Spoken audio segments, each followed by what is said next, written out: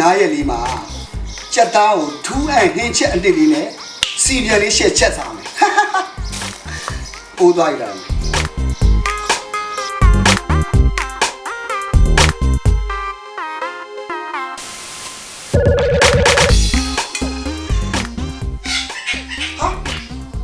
ငါကြက်သားပဲရောက်သွားတယ်ငါကြက်သား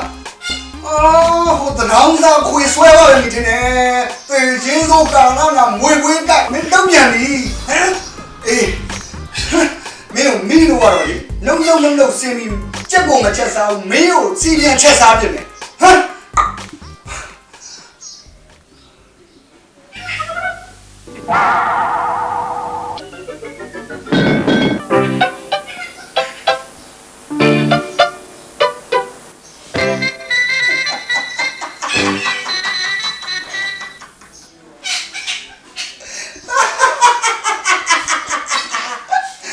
တော်အုံနောက်နေတဲ့ခွေးပဲဟမ်မင်းကငါကြက်သားကိုယူတာသွားတာထူးမဲ့ဟင်းချက်အနစ်ကိုကြတော့မယူပါဘူးမင်းဘယ်လိုချက်စားမှာလဲမင်းဘယ်လိုချက်စားမှာလဲ